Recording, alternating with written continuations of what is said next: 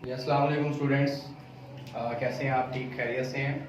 अच्छा स्टूडेंट्स, आज हम बायोलॉजी का पहला लेक्चर 10th क्लास का स्टार्ट करते हैं। जैसा कि चैप्टर नंबर 10 है, उसका नाम है गैसियस एक्सचेंज।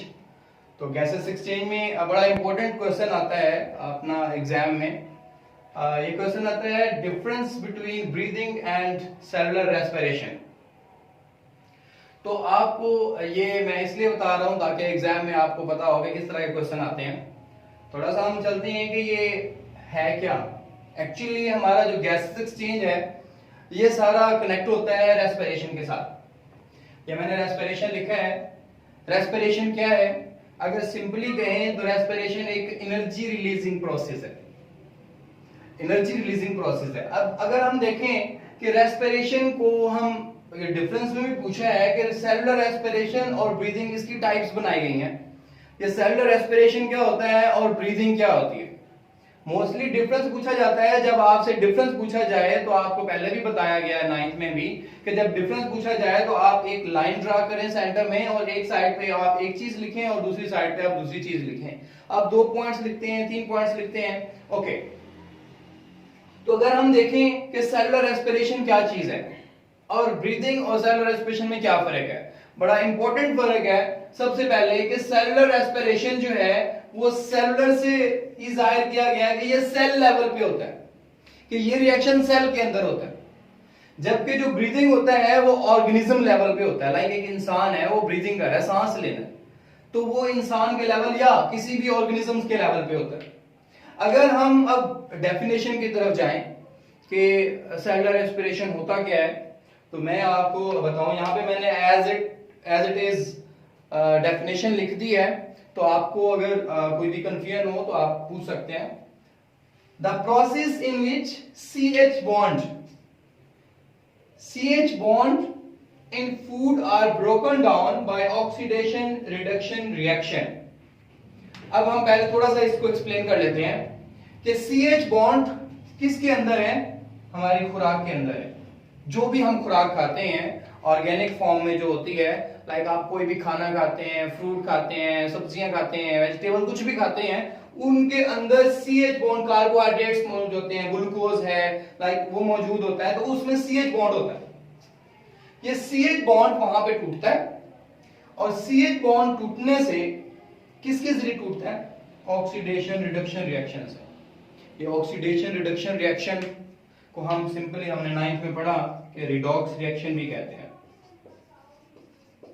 क्या कहते हैं? रिडॉक्स रिएक्शन भी कहते हैं।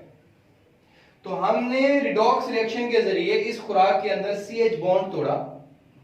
जब हम CH बॉन्ड तोड़ेंगे तो इसके अंदर जो एनर्जी मौजूद होती है इस खुराक के अंदर, CH बॉन्ड, इसके खुराक के अंदर कौन सी एनर्जी मौजूद होती है?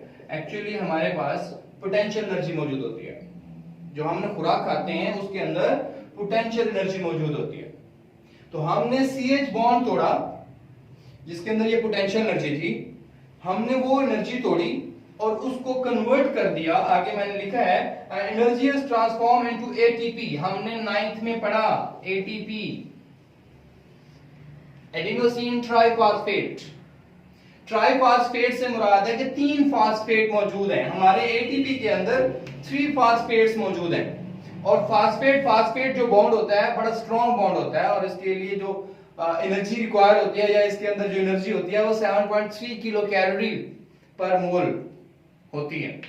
तो हमें बड़ी एनर्जी हासिल होती है, ये ATP की फॉर्म में एनर्जी हासिल होती है सेलुलर रेस्पिरेशन से, और उस एनर्जी को हम यूटिलाइज करते हैं कोई काम करने के लिए। लाइक हम कोई भी काम करते हैं, फिजिकल काम करते हैं, दौड़ते हैं, खाते हैं, भागते हैं, कुछ भी करते हैं, तो उसके लिए हम इसको यूज करते हैं। हम अगला पॉइंट, मैंने इस तरह डिफरेंस के पॉइंट्स बनाए हैं। ये मैंने एक डेफिनेशन बताई है और एक बताया कि ये सेल लेवल पे होता है और ये ऑर्गेनिज्म लेवल पे होता है। अगर हम ब्रीदिंग की डेफिनेशन करें तो हम डेफिनेशन को थोड़ा बाद में करते हैं, पहले मैं आपको सेलुलर रेस्पिरेशन का बता दूं। तो सेलुलर रेस्पिरेशन के 2 पॉइंट्स आपको क्लियर हो गए हैं। अगर हम देखें सेलुलर रेस्पिरेशन, सेलुलर रेस्पिरेशन आपका जो बॉडी के अंदर रिएक्शन हो रहा है वो आपके CH बॉन्ड टूट रहा है, वो बायोकेमिकल रिएक्शन है। तो बायोकेमिकल रिएक्शन जो है वो takes place in cellular respiration. जबकि हम अगर ब्रीदिंग में देखें तो इसके अंदर कोई बायोकेमिकल रिएक्शन नहीं होता। हम आखिरी पॉइंट, चौथा पॉइंट हम देखते हैं कि जो आपके पास सेलुलर रेस्पिरेशन है, इसमें बायोकेमिकल रिएक्शन भी होता है और इसका फिजिकल रिएक्शन भी होते हैं, फिजिकल प्रोसेस भी है और बायोकेमिकल प्रोसेस भी है। अब हम ब्रीदिंग की तरफ आते हैं।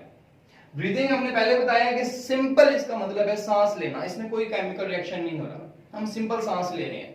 अब सांस हम क्यों लेते हैं, तो आपको पता है कि आप सांस क्यों लेते हैं, इस बात का आपको भी पता है कि आप सांस क्यों ले रहे हैं, ताकि आप ऑक्सीजन अंदर हासिल कर सकें। और आप सांस लेते हैं, लाइक मैंने सांस लिया, तो मैंने ये सांस लिया तो हवा अंदर लेके गया हूं और वहां से हवा से मैं क्या हासिल कर रहा हूं, ऑक्सीजन। तो इनटेक ऑफ एयर, हवा का अंदर जाना, टू गेट ऑक्सीजन, क्या हासिल करने के लिए, ऑक्सीजन हासिल करने के लिए। और आउटटेक ऑफ एयर, जो हम बाहर हवा निकाल रहे हैं वो इम्प्योर एयर है। मैं इसलिए यहाँ पे छोटा सा मैंने इम्प्योर एयर कर दिया कि वो जो हवा हम बाहर निकाल रहे हैं वो इम्प्योर एयर है। तो हम किसके लिए हवा बाहर क्यों निकालते हैं, टू गेट रेड मतलब होता है छुटकारा पाना। तो हम छुटकारा हासिल चाहते हैं किस चीज से, कार्बन डाइऑक्साइड।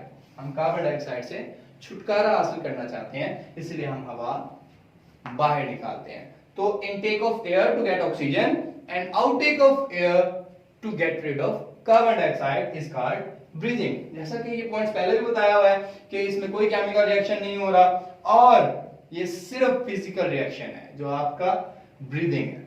ठीक है जी, ये आपका डिफरेंस हो जाएगा। अब आपका एक और क्वेश्चन है, व्हाट इज गैसियस एक्सचेंज, इस चैप्टर का नाम है। अब यहां पे जो गैसेस एक्सचेंज है वो हम अगर बुक में, आपकी बुक में जो मौजूद है वो सिर्फ एनिमल्स के हवाले से बताया गया है। जो डेफिनेशन बताई गई है वो सिर्फ एनिमल्स के हवाले से बताई गई है। तो एनिमल्स के हवाले से डेफिनेशन क्या है जी, taking in of oxygen and giving out of carbon dioxide is called gases exchange. यानी आपने ऑक्सीजन लिया और कार्बन डाइऑक्साइड को रिमूव कर दिया, तो आपका ये बन गया गैसियस एक्सचेंज। तो आपको अगर इसमें से कोई प्रॉब्लम हो, किसी किस्म का कोई क्वेश्चन हो, पूछना चाहते हैं तो आप पूछ सकते हैं। ठीक है जी, शुक्रिया।